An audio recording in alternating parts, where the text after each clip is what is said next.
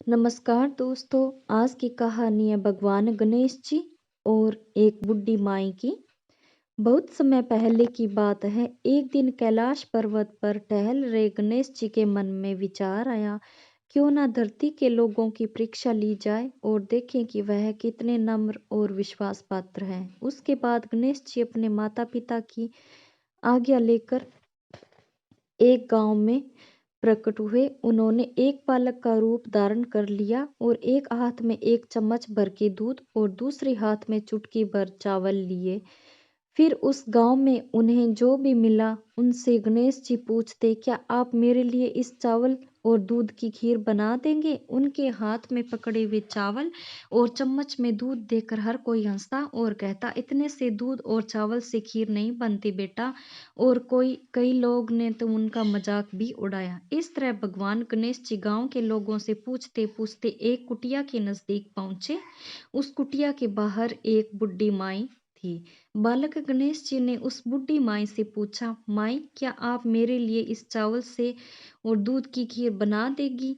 माई को उस बालक पर दया आ गई। वह बोली, बेटा हाँ, मैं तेरे लिए खीर जरूर बना दूंगी। इतना कहकर माई घर के अंदर गई और दो छोटी कटोरियां लेकर बाहर आई। गणेश जी बोले, माई इतनी सी कटोरियां काफी नहीं होगी, तुम अपने घर के सबसे बड़े बर्तन हैं वो लेकर आओ। बूढ़ी माई ने बालक गणेश की मन रखने के लिए ले आई। घर में से दो सबसे बड़े बर्तन ले आई और गणेश जी के सामने रख दिए। गणेश जी ने एक बर्तन में दूध और दूसरे बर्तन में चावल रखे। देखते ही देखते बुड्ढी माई घर के अंदर से एक एक करके सारे बर्तन लाती गई और गणेश जी की माया से वह सभी बर्तन दूध और चावल से भरते गए। ऐसा करते करते घर के सभी बर्तन भर गए। अब भगवान जी गणेश जी बोले, अब तुम खीर बनाकर रखो, मैं घर के पीछे वाले कुएं पर स्नान करके अभी आता हूँ। माई के मन में एक सवाल आया। वह बोली, बेटा मैं इतनी खीर बनाकर क्या करूं? इस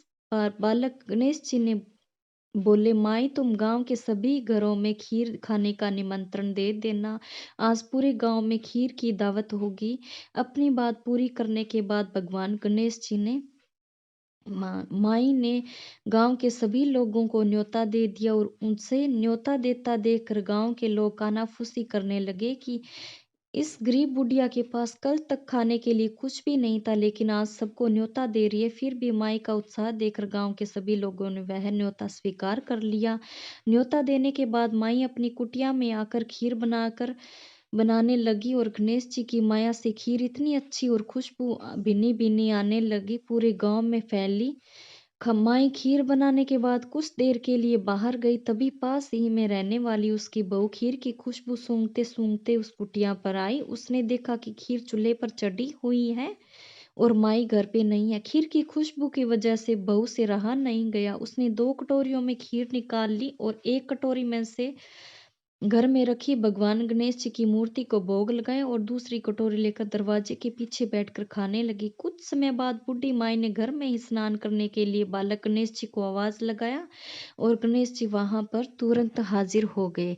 माई बोली, बेटा तुम्हारी खीर बन चुकी है, आओ बैठो, मैं तुम्हें परोसती हूँ। माई की बात पूरी होने के बाद गणेश जी ने बड़े ही प्यारे स्वर में कहा, माई तुम्हारी बहू ने भोग लगा दिया है और वह खाकर मेरा पेट भर चुका है। अब खीर तुम अपने गांव के लोगों को खिला देना और बची हुई खीर रात को सोते समय कटोरियों में चारों तरफ कुटिया में रख देना। इतना कहकर गणेश जी वहां से चले गए।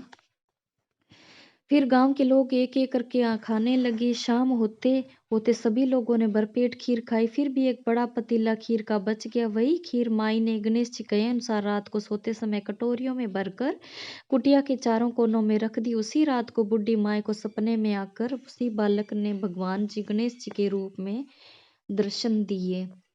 सुबह जब माई उठी तो उसने देखा कि चारों ओर कोनों में जो खीर रखी थी वह सभी कटोरियों में हीरे मोती और सोने के आभूषणों से भरी हुई थी। इसी तरह एक गरीब बुढ़ी माई पर भगवान गणेश जी की माया हुई, उसी जीवन की काया पलट हो गई।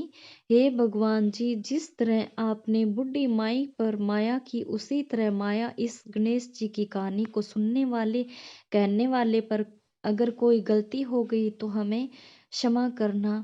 जय गणेशाय नमः। अगर आपको मेरा वीडियो ये कहानी पसंद आई हो तो लाइक शेयर और सब्सक्राइब करना नहीं भूलिएगा। Thanks for watching.